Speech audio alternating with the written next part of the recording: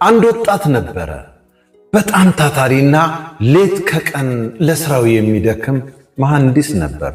ዓላማው ሀብታም መሆን፣ ትልቅ ደረጃ መድረስና በቁሳቁስ የተሟላ ህይወት መምራት ነበር። በዚህ የሥራ እሽቅድምድም ውስጥ እያለ ግን አንድ በጣም ውድ ነገር እየረሳ መጣ። እሱም በዕድሜ የገፉትንና በተደጋጋሚ የሚደውሉለትን እናቱን ነበር። እናቱ በሳምንት 1-2 ጊዜ ይደውሉለታል። ልጁ ግን ስልኩን በሚያነሳበት ጊዜ ሁሉ እናትዬ አሁን ስብሰባ ላይ ነኝ፣ እናቴ አሁን ቢዚ ነኝ፣ ቆይቼ እደውላለሁ እያለ ስልኩን ይዘጋው ነበር። ነገር ግን ስብሰባው ሲያልቅም ሆነ ሲያርፍ ደውሎ አያውቅም።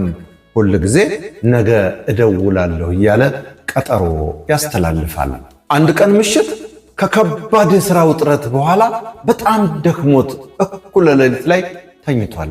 ከሌሊቱ 8 ሰዓት ላይ ስልኩ ይጮኻል። ስክሪኑን ሲያየው እናቱ ናቸው። በጭንቅላቱ ውስጥ በዚህ እኩለ ሌሊት ምን ፈልገው ነው ደግሞ እንቅልፍ ሊያጠፉት? ጠዋት እደውላለሁ ብሎ ስልኩን ዘጋው ወይም ሳይለንት አደረገው። በማግስቱ ጠዋት ከእንቅልፉ ሲነቃ ከእናቱ ስልክ 5 ያመለጡ ጥሪዎች ወይም ሚስኮልስ ተመለከተ። በመቀጠልም ከታናሽ ወንድሙ የተላከ አጭር የጽሑፍ መልእክት ተመለከተ። መልእክቱ እንዲህ ይላል: ወንድሜ፣ እናታችን ትናንት ሌሊት በድንገተኛ የልብ ህመም ሆስፒታል እንደደረሰች አርፋለች። ከመሞቷ በፊት ድምፁን ልስማው፣ አንድ ጊዜ ልንገረው እያለች በጣም ትፈልግህ ነበር። ልጁም በሰማው ነገር ደንዝዞ ቀረ። እጆቹ እየተንቀጠቀጡ ወደ እናቱ ቤት ሮጠ። እናቱም ወደ ተኛችበት ክፍል ሲገባ አስከሬናቸው በነጭ ጨርቅ ተሸፍኖ አገኘው። ጨርቁን ገልጦ በብርድ የበረደውን ፊታቸውን እየሳመ ማልቀስ ጀመረ። በዚያ መሪር ልቅሶ ውስጥ እያለ ከእናቱ አስከሬን አጠገብ ባለው ጠረጴዛ ላይ አንድ ትንሽ ማስታወሻ ደብተር አየ። ደብተሩን ገልጦ ሲያየው እናቱ በዕለቱ ማታ ከመሞታቸው ጥቂት ሰዓታት በፊት የጻፉት ማስታወሻ ነበር። እንዲህ ይላል: የኔ ልጅ፣ ዛሬ በጣም አመመኝ፣ እንደማልተርፍ ውስጤ ነገረኝ። ደውልልህ ስሞክር ግን እንደተለመደው ቢዚ ሆንክብኝ። ስራህን እንደምትወድና ለእኛ ስትል እንደምትለፋ አውቃለሁ። አልፈርድብህም።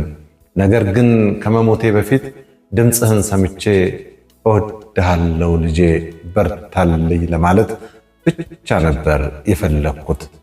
ስራህን ጨርሰህ ስትመጣ ይህን ደብተር ካነበብከው እባክህ ራስህን ጠብቅልኝ።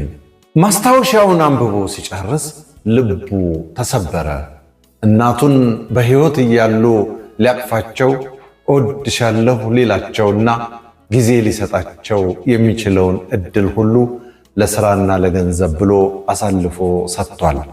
አሁን ግን በቢሊየን የሚቆጠር ገንዘብ ቢኖረው እንኳ የእነዛን ሰከንዶች ዋጋ መመለስ አይችልም። ለምንወዳቸው ሰዎች ጊዜ መስጠት ነገ የሚባል ቀጠሮ የለውም።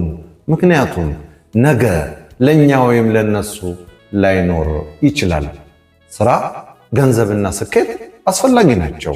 ነገር ግን በምድር ላይ የሰዎችን ፍቅርና መኖር ሊተኩ አይችሉም።